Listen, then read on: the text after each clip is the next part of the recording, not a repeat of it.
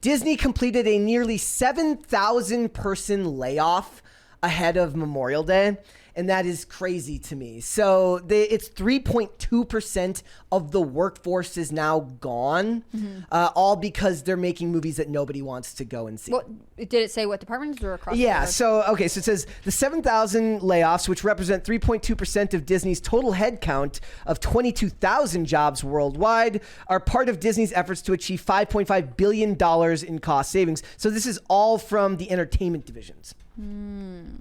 So like right now, when you really think about it, like you guys have talked a lot about I've been kind of like iffy on the boy. Like I get very exhausted talking about the boycotts and everything that everybody's boycotting with Target and Bud Light and all of this stuff. But to me, it's because most of the time it never feels like you see any meaningful decline from these companies. Like they're just so well insulated by money and stock and the endeavors that they've invested in that you don't see any change.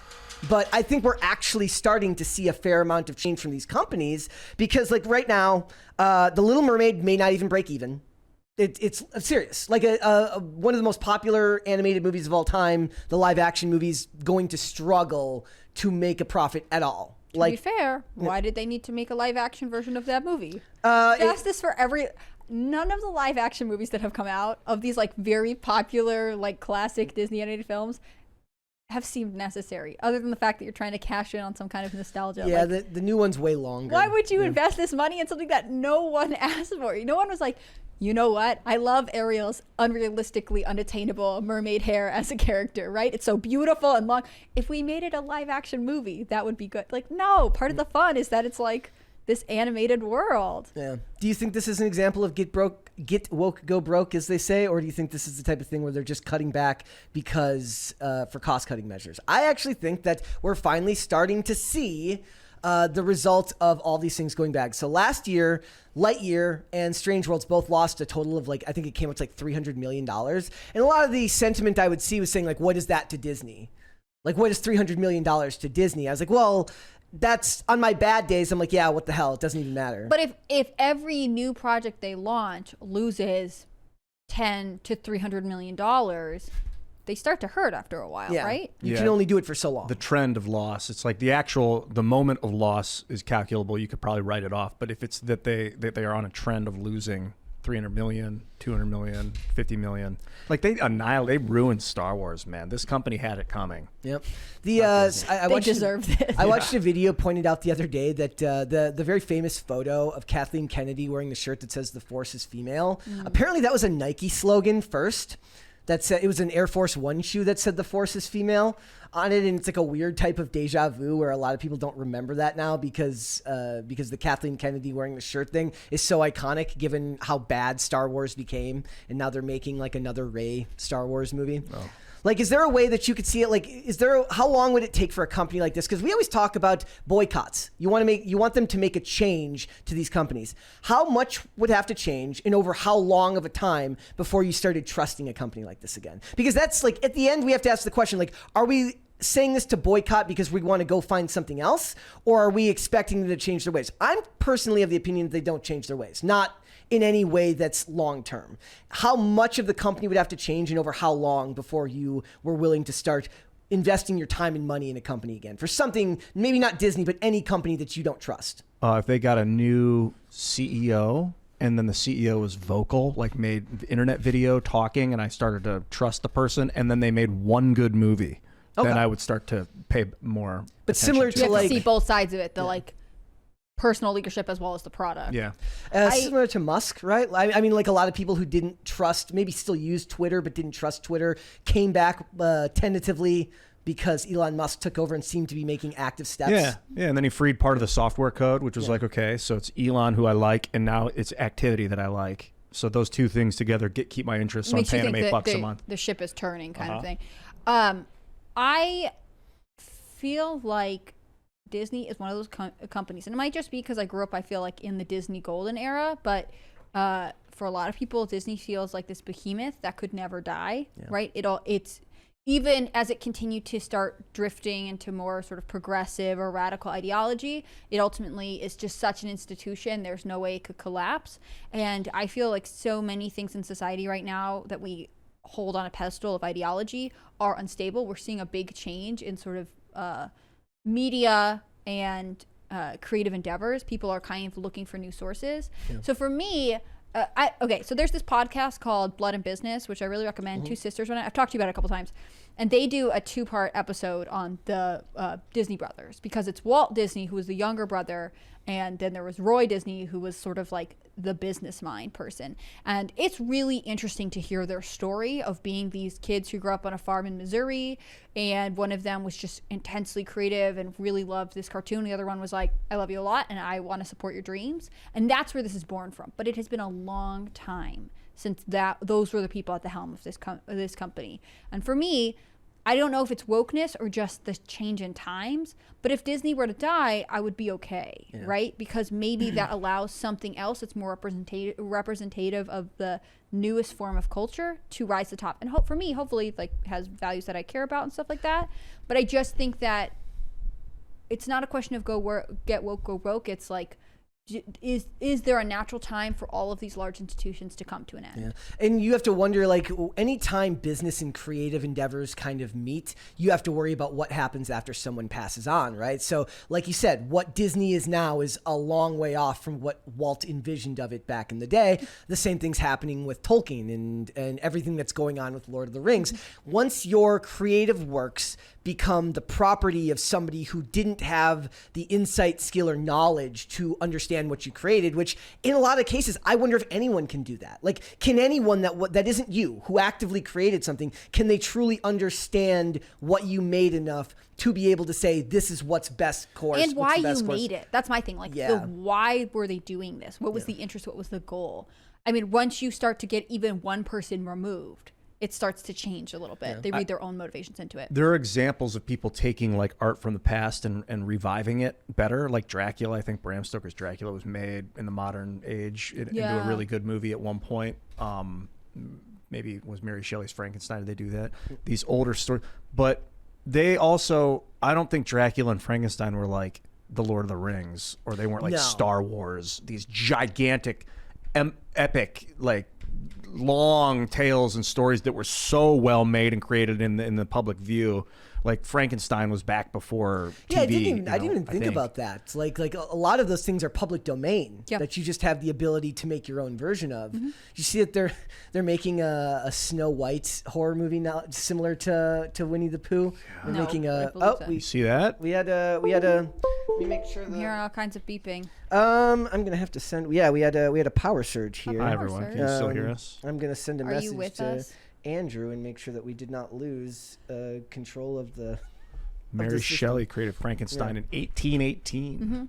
And it's beautiful. It's interesting. But I think you're right. There is a place for bringing it into modern medium, right? Like, it went from being a book to being a movie. I actually used the term revival, and I don't think Star Wars needed a revival. It was already alive and well by the time they aberrated it. Well, and like a Star Wars, like when Star Wars was the big franchise, and they made a video game of it, right? Yes, a bunch of them. Yeah, Atari so like, made one. That is kind of interesting, taking this one medium and shifting it to a new medium to tell similar stories. Like, that's what Dracula and Frankenstein becoming movies is, in my opinion. They're going from being books to being a visual experience, which is very different.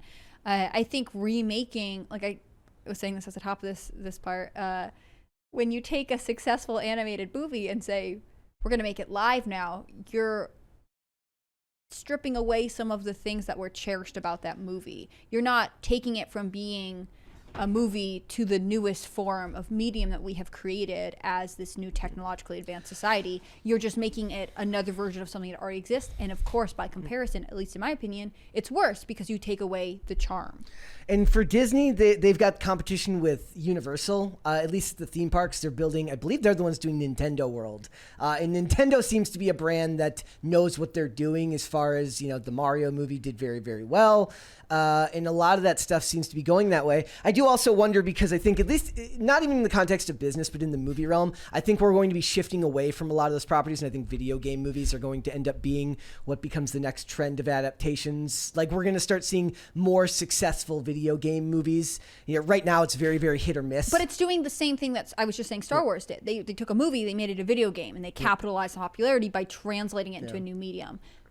If you take video games that are popular and translate them into movies, you're maybe going to carry that over. I mean, didn't they try that with Sonic the Hedgehog? Wasn't he a movie for a video game? Both the Sonic movies are good. Okay, and so they are taking stuff that's beloved, but not just making another Sonic video game, which could do fine. They're making it a new medium. Well, they still make the video games, and there's more room for that. But with video they are games, capturing a new audience by changing the medium. That's my argument here. I think that like people don't understand why some things grow in legacy. It's that you have translated them to the newest accessible version of technology. We've got a $20 one right there from Overdressed. He says, it's also normal that film techniques evolve and you are able to show old stories in a new light.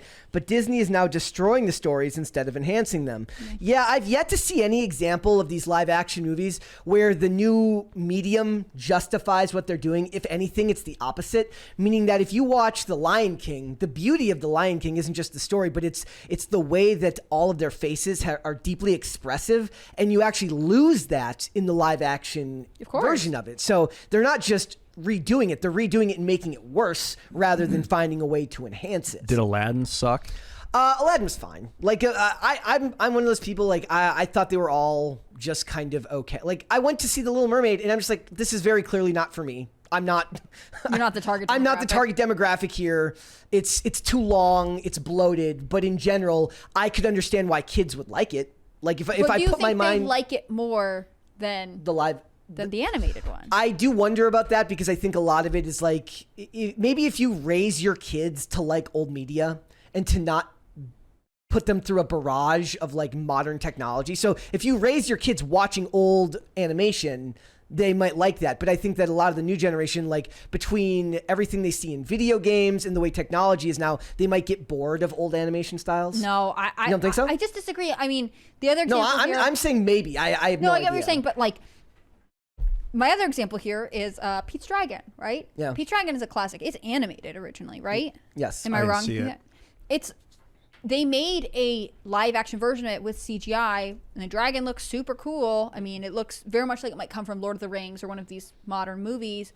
But I was babysitting my younger sisters, put on the live action. They hated it. They were terrified because it doesn't.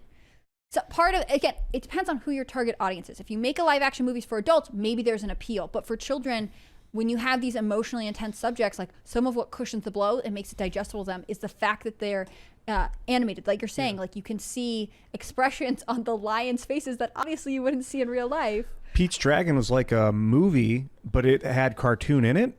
I'm watching it right now. The dragon's smiling. He's very happy. The dragon is a cartoon, but in the live action one, which is very beautifully shot, it's CGI, I guess. Yeah. Like he looks like a more real lizardy, dragon. real type thing. One of the questions that, like, did you guys see the thing on Twitter about the reviewer from, I believe it was the Los Angeles Times or the New York Times, that said that the movie needed more kink? What movie? The Little Mermaid. Who is this movie for? Exactly. So no, in one of the questions he raises in the movie, it's really funny. You read it, and it's this very, very progressive dude who's raising a lot of the same concerns that people on the other side have. He's just phrasing them differently. But one of the things he points out, he goes, are these movies made for 9-year-olds? Or are they made for 35-year-olds? Because they can't decide. They can't decide, is this movie made for the 9-year-old audience who want to go see their first princess movie? Certainly at the theater, there was a lot of families there with kids. Or is it made for the 35-year-old Disney adult who who wants to be able to escape from the real world into a modern adaptation of what they were raised on? And until Disney answers that question, I don't think they're going to be able to make any progress with these. Or at least the message of these live action movies is always going to be a bit muddled. Mm-hmm. They're not going to hit the way they want them to. I'm thinking of Battlestar Galactica, because I would say it's mostly nostalgia. They're building nostalgia for the people that saw it when they were 9 and now they're 30 or 40. But like Battlestar Galactica I think the new one was way better. I didn't see the old one, to be honest, but what I heard is that the new one was so good that it didn't even matter that there was an old one from the 70s. And so it wasn't, and it turned out not to be a nostalgia piece, although it still works. The name, will bring in people in their 50s and stuff that remember that show. There's a lot of shows where they fundamentally change so much about it that it's barely connected at all. Like here's a funny example. The original Gone in 60 Seconds is nothing like the 2001 with Nicolas Cage in it. It's like a lot of times it's really just in name only. Something like that. So I don't know. We will see with Disney. For me, I would like to see a company like Disney change. I don't think they will. I don't think that they're going to change in any meaningful way. You mean change for the better? Yeah, I don't think they're going to make any meaningful changes for the better. I think they're going to continue on this path for the foreseeable future. Thanks for watching. Listen to full episodes of Pop Culture Crisis on Spotify. Keep up with us on social media and make sure you subscribe and ring that bell so you never miss the show. Bye, guys.